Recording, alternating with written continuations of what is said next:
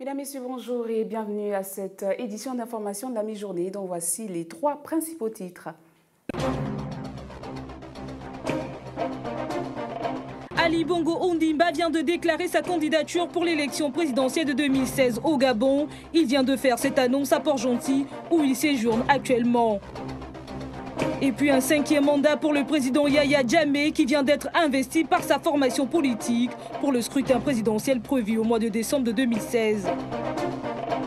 La coopération Côte d'Ivoire-Turque au beau fixe. Pour preuve, le président turc a choisi le pays d'Alassane Ouattara pour sa première étape en Afrique de l'Ouest. Voilà pour la vitrine de ce journal. Une fois encore, bienvenue.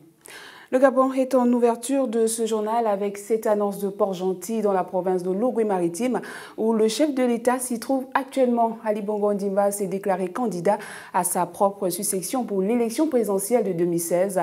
Une annonce faite il y a quelques heures lors de l'inauguration du pont d'Ozouri. Je vous invite à suivre un extrait.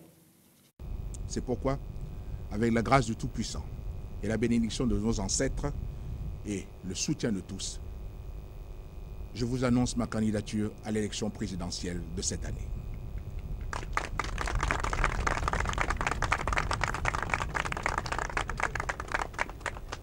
Je suis candidat pour garantir à notre jeunesse un avenir meilleur en lui permettant de recevoir une éducation et une formation adaptées aux besoins de notre développement. Je suis candidat pour donner plus d'emplois décents aux jeunes. Je suis candidat pour protéger davantage la femme gabonaise et accroître son autonomisation. Je suis candidat pour que la retraite ne soit plus considérée et vécue comme une fin de vie. Je suis candidat pour briser le cercle de l'inutilité, pour lutter avec détermination contre les privilèges indus et bâtir un meilleur vivre ensemble fondé sur l'inclusion, la méritocratie et la solidarité. Je suis candidat pour réformer en profondeur la société gabonaise. Je suis candidat pour accélérer la cadence du changement pour l'égalité des chances. Je suis candidat pour poursuivre la mutation de notre économie, pour passer d'une économie de rente à une économie de production diversifiée. Je suis candidat pour que nos usines, nos entreprises et nos exploitations agricoles créent plus de richesses et fournissent plus d'emplois à nos compatriotes. Je suis candidat pour poursuivre le déploiement de la CNAMGS afin d'assurer un meilleur accès aux soins de qualité sur l'ensemble du territoire. Je suis candidat pour garantir la paix et le rayonnement de notre pays. Je suis candidat, en un mot, pour le Gabon qui gagne. Nous restons à Port-Gentil où se trouvent également nos envoyés spéciaux Armel Dioé-Bogo et Alexinia. Alors Armel Dioé-Bogo, la candidature du chef de l'État à l'élection présidentielle, comment a-t-elle été accueillie par les Port-Gentilais? Vous faites bien de le notifier, vous l'avez vécu comme nous. Le chef de l'État a fait son annonce, n'est-ce pas, du côté de la région d'Ozouri, comme quoi il sera candidat à la prochaine élection présidentielle au Gabon. Et c'est une effervescence, n'est-ce pas, qui se vit en ce moment dans la ville de Port-Gentil, notamment au niveau de la foire municipale de la dite ville. L'engouement est total, la population s'est massivement, n'est-ce pas, dirigée du côté de cette place pour attendre l'arrivée dans quelques instants du chef de l'État, Ali Bongo Ondimba, effectivement, qui va venir communier avec cette dernière. J'ai en face de moi Madame Pierrette, elle va vous donner son sentiment quant à l'annonce faite ici parce qu'il va falloir déjà savoir que les populations attendaient avec face cette annonce. Oui, pour moi, c'est une bonne chose que le président annonce sa candidature. Je suis vraiment très contente. On ne peut pas juger quelqu'un en un seul mandat. 2 mandats, je crois que c'est mieux, il fera beaucoup de choses. C'est ça mon point de vue, mais je suis vraiment contente. Toutes les personnes en fait qui étaient déjà là pour cette interview sont en train de se diriger parce que le chef de l'État est en train de faire son entrée ici, n'est-ce pas, la foire municipale de Port-Gentil, c'est l'effervescence. Tout le monde est en train de se diriger, vous entendez en fond sonore, n'est-ce pas, cette musique effectivement qui égaye ces populations. C'est dire qu'aujourd'hui, c'est jour de fête à Port-Gentil. Merci Armel Dioé-Bogo pour toutes ces explications. Cap sur la Gambie. Après 21 ans au pouvoir, le président Yaya Jammeh a été investi vendredi 26 février par son parti pour briguer un nouveau mandat à l'élection présidentielle prévue en décembre 2016. Rappelant que ce dernier brigue un 5e mandat. Des précisions avec Evan Bala. Et de 5 pour le président gambien Yaya Jammeh au pouvoir depuis 21 ans qui a été investi ce vendredi 26 février par son parti pour briguer un nouveau mandat à l'élection présidentielle prévue en décembre 2016. Arrivé au pouvoir en 1994 à la suite d'un coup d'État militaire, le despote fantasque a déjà été réélu à 4 reprises à la tête du petit État, presque enclavé dans le Sénégal. Continuons d'être au service du peuple de Gambie et gardons notre détermination à mieux le servir et lui donner les standards de vie parmi les plus élevés dans le monde, a lancé le chef d'État à ses partisans lors de ce congrès de l'Alliance pour la réorientation et la construction patriotique à Kanilai, sa localité natale dans l'ouest du pays. Il ajoute à cela qu'il ne permettra aucun reproche en allusion aux critiques de pays occidentaux et de défenseurs des droits de l'homme sur la limitation de mandat en Gambie. Yaya Jammeh a par ailleurs ajouté que l'opposition pouvait boycotter les élections mais n'avait pas le droit de déstabiliser le pays. Le scrutin du 1er décembre doit précéder les élections législatives prévues le 6 avril 2017. Le régime de Yaya Jammeh, accusé par des ONG de disparition forcée, assassinat, exécution extrajudiciaire et harcèlement de la presse et des défenseurs des droits de l'homme, accusations qu'il a régulièrement rejetées. Et comme annoncé en titre de ce journal, le président turc Recep Tayyip Erdogan est arrivé dimanche en Côte d'Ivoire pour une visite de 48 heures, première étape d'une tournée en Afrique de l'Ouest pour renforcer les liens avec la région. Voilà, Mariette Biogo. Le numéro 1 turc est arrivé en Côte d'Ivoire, première étape d'une tournée africaine de 48 heures. Cette tournée devra permettre à la Turquie d'approfondir son partenariat stratégique avec l'Afrique et de développer ses liens avec les pays de la communauté économique des États de l'Afrique de l'Ouest. Une délégation de plusieurs hommes d'affaires turcs accompagne le couple présidentiel et participe ce lundi à un forum économique à Abidjan. Les deux pays avaient en mars 2015 signé une dizaine d'accords lors de la visite du président ivoirien Alassane Ouattara à Ankara et Istanbul. Des accords qui ont débouché sur un bond des investissements turcs en Côte d'Ivoire passé de 150 millions de dollars en 2008 à 390 millions de dollars en 2015. De nouveaux accords de coopération devront être signés entre Abidjan et Ankara lors de cette visite. L'ambition des autorités turques étant d'étendre la présence turque en Afrique, la compagnie aérienne nationale Turkish Airlines, qui dessert des dizaines de destinations sur le continent, en est la démonstration. Après Abidjan, le président turc doit se rendre au Ghana, au Nigeria et en Guinée. Aux Comores, après le tour préliminaire des élections présidentielles il y a 8 jours, les résultats provisoires ont créé la polémique due aux irrégularités relevées. Eh bien, le grand perdant de ce scrutin, le député Fahmi Saïd Ibrahim, a accusé les candidats au pouvoir non seulement de fraude électorale, mais d'utiliser les forces de l'ordre à leur convenance. Retrouvons une fois de plus Evan Bala pour les détails. Après le tour préliminaire des élections présidentielles du 21 février dernier, place à la polémique puisque des irrégularités ont été relevées. Le député Fahmi Saïd Ibrahim accuse les candidats du parti au pouvoir non seulement de fraude électorale, mais aussi d'utiliser les forces de l'ordre à leur convenance. Une manifestation organisée par l'opposition visant à les dénoncer a été empêchée samedi matin. Cette manifestation avait pour but de dénoncer les nombreuses irrégularités qualifiées formellement de fraude par les candidats malheureux de ces élections, ce qui est un non-argument selon le ministre de l'Intérieur Oumed Msaïdié.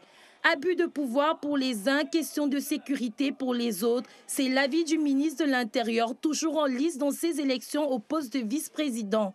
D'après Oumed Msaïdié, qui a tenu à répondre à ces accusations, les résultats qui se situent entre 14 et 19% ne font pas objet d'une fraude Car lorsqu'on veut frauder, on ne le fait pas avec des marges aussi minimes. Il poursuit en expliquant le refus de cette manifestation par le fait qu'elle devait être signée par le préfet et non par le troisième adjoint, comme l'a fait faire le maire de Moroni, Mohamed Daoud.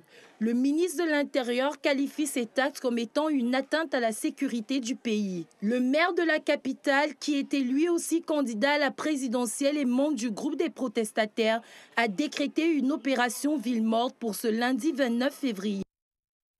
Revenons au Gabon pour parler du week-end solennel et mémorable pour l'église du ministère du combat spirituel Jésus-Christ est vivant de Kingélé avec la célébration d'un double événement, l'anniversaire de naissance du leader de l'église de réveil Daniel Deborah, prophétesse des nations, ainsi que la matérialisation de la fusion spirituelle des manteaux divins du couple pastoral Élie Davi et Daniel Deborah. Marielle Dougou pour le compte-rendu. Cette cérémonie riche en émotions a emmené les membres de cette communauté religieuse à se réjouir et souligner l'importance du mandat du couple pastoral. La première phase a eu lieu en début d'après-midi, englobe deux événements heureux. Le premier événement, l'anniversaire de la date de naissance du leader charismatique de l'église de réveil, le ministère du combat spirituel, Jésus-Christ est vivant et il règne, Maman Daniel Deborah. Tous sont dorénavant appelés Papa Élie Samuel David et Maman Daniel Deborah.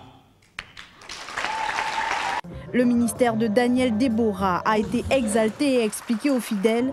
La prophétesse a reçu pour ses fidèles une mission particulière.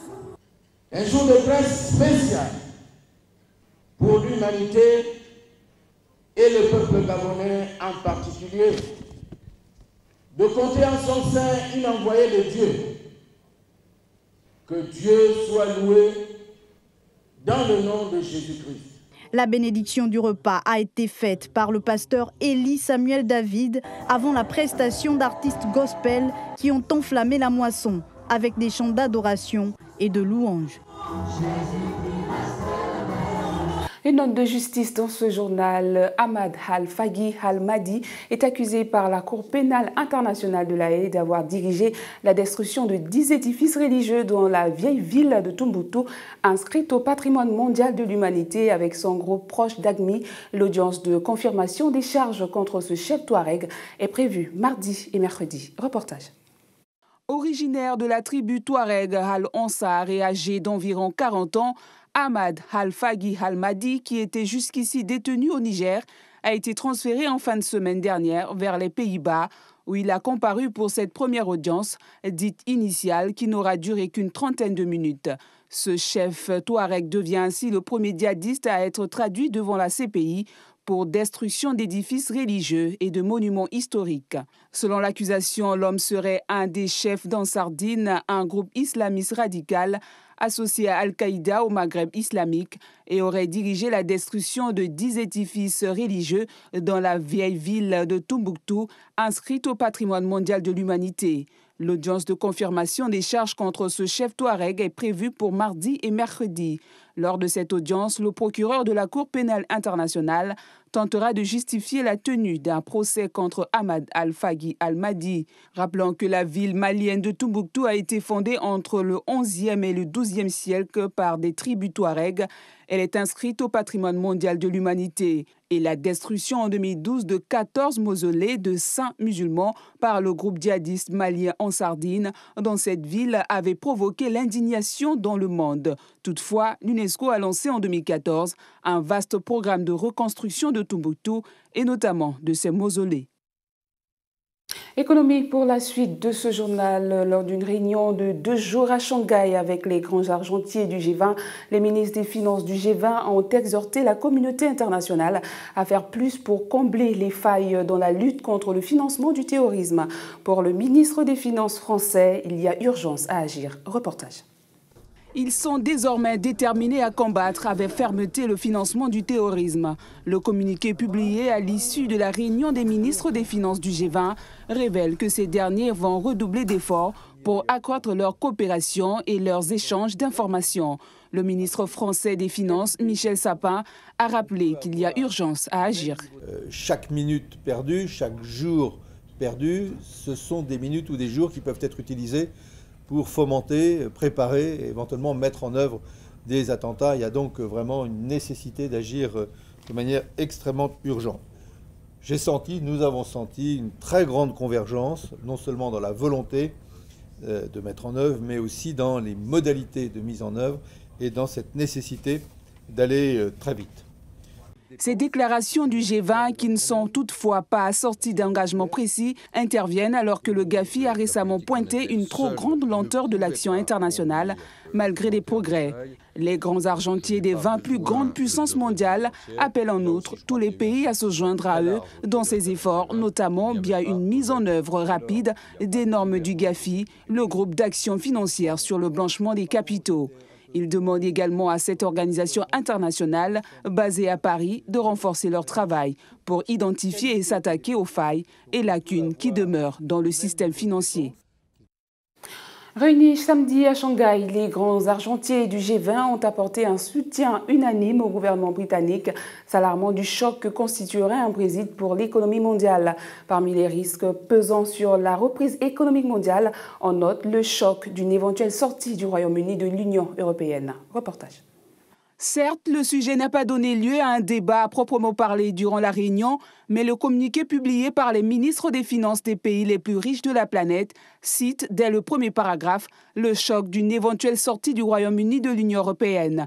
Pour autant, dès le début des échanges, il a été d'emblée décidé d'inclure cette mention dans le test, a indiqué la directrice générale du Fonds monétaire international, Christine Lagarde. Le secrétaire américain au Trésor, Jack Lew, a de son côté insisté sur l'enjeu du scrutin, car pour lui, il s'agit d'une question de sécurité nationale et économique pour le Royaume-Uni, l'Union européenne et les États-Unis.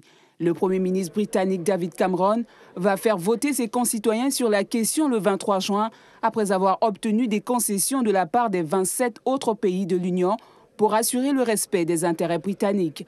Le leader conservateur fait campagne pour le maintien dans l'Union européenne, mais son parti est profondément divisé jusqu'au sein du gouvernement, où certains de ses ministres font campagne pour une sortie, et il a échoué à rallier le charismatique maire de Londres, Boris Johnson. Notons toutefois que les responsables financiers des plus grandes puissances du monde ont rendu un verdict unanime en décrétant qu'un Brexit sera un choc pour l'économie mondiale. La situation est d'autant plus morose que la livre britannique est tombée cette semaine à son plus bas niveau face au dollar en près de 7 ans. L'économie mondiale est confrontée à plus de risques et d'incertitudes qu'à aucun moment depuis la crise financière de 2008. Donc ce serait le pire moment pour que la Grande-Bretagne se lance dans l'énorme pari économique de quitter l'Union européenne. Du sport à présent, dans le cadre de ses activités, le Rotaract Club Libreville vient d'organiser un tournoi après confrontation entre les différentes équipes participantes. C'est finalement l'équipe du camp des réfugiés au Gabon qui est sortie vainqueur du dit tournoi. Michel Zeuilly et Christian Moussouami étaient sur place.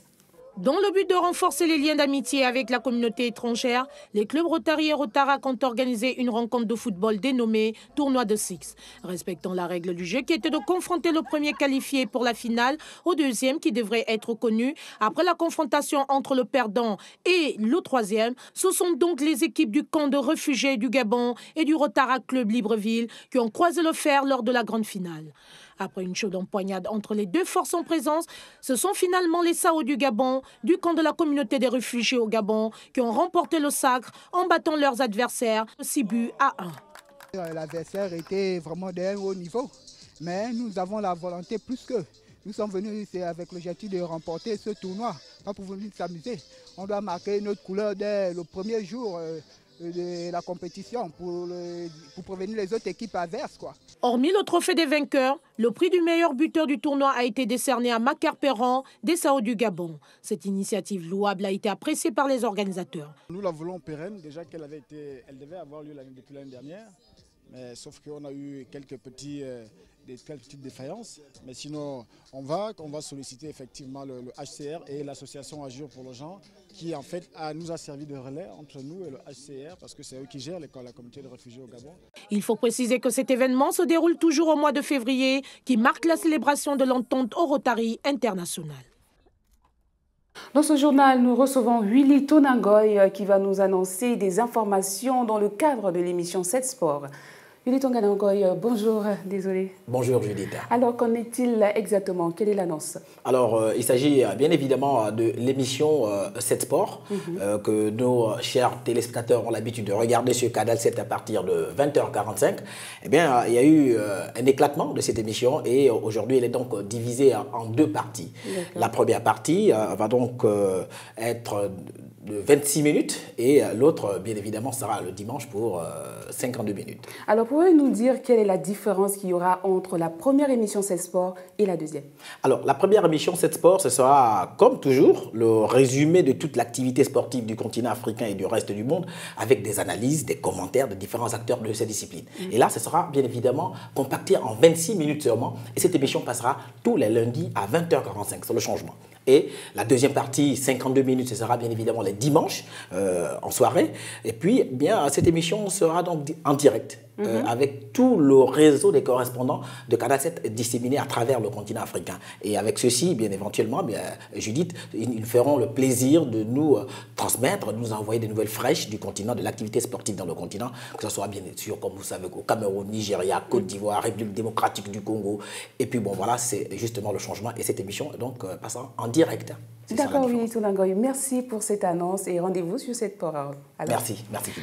Alors, et dans le cadre de la rubrique C'est en plus de ce journal, je vous propose de suivre un extrait du fait de la semaine du magazine 77 News d'hier soir sur la nouvelle nationalité de Blaise Compaoré.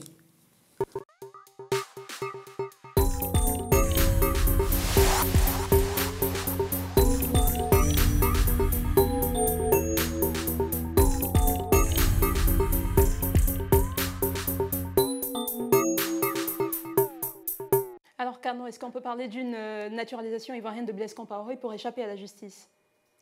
En tout cas, c'est ce que pensent les Burkinabés qui ne sont pas en faveur de Blaise Compaoré et peut-être certains observateurs qui disent que c'est une naturalisation qui pourrait permettre à Blaise Compaoré de ne pas répondre devant la justice de son pays, donc le Burkina Faso.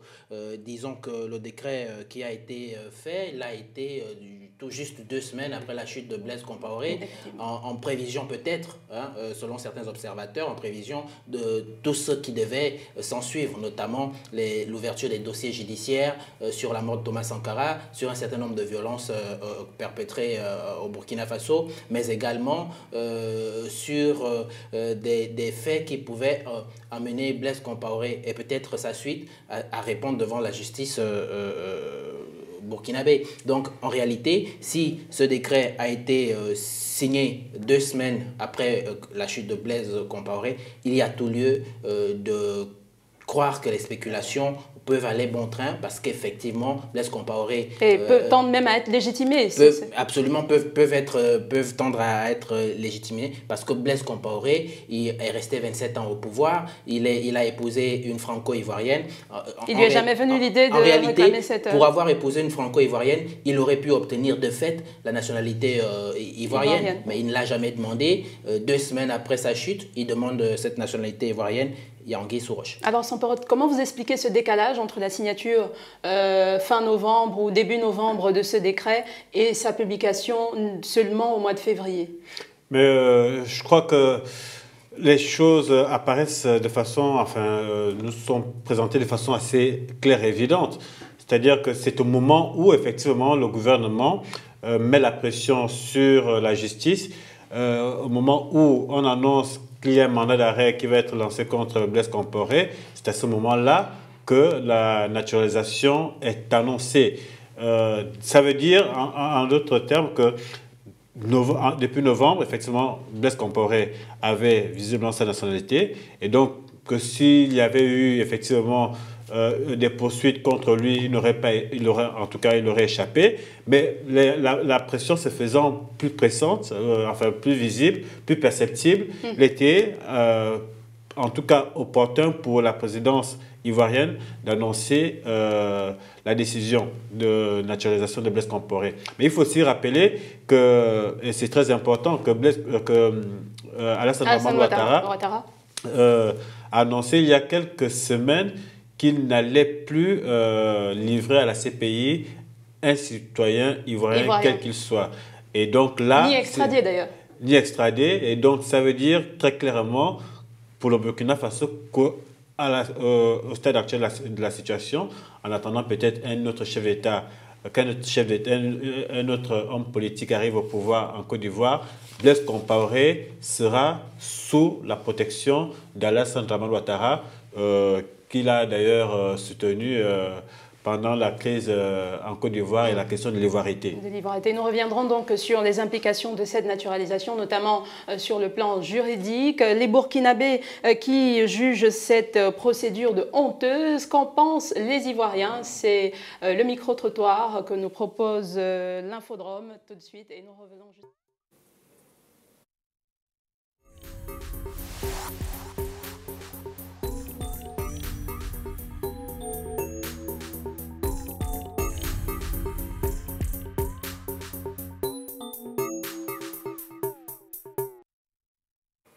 Ce journal est à présent terminé, mais avant le rappel des 3 principaux titres qui l'ont constitué. Ali Bongo Ondimba vient de déclarer sa candidature pour l'élection présidentielle de 2016 au Gabon. Il vient de faire cette annonce à Port-Gentil, où il séjourne actuellement. Et puis un 5e mandat pour le président Yaya Jammeh qui vient d'être investi par sa formation politique pour le scrutin présidentiel prévu au mois de décembre de 2016. La coopération Côte d'Ivoire-Turc au beau fixe. Pour preuve, le président turc a choisi le pays d'Alassane Ouattara pour sa première étape en Afrique de l'Ouest. Toute la rédaction et l'équipe technique se joignent à moi pour vous dire merci de nous avoir suivis. Je vous souhaite alors un bon après-midi en compagnie des programmes de Canal 7.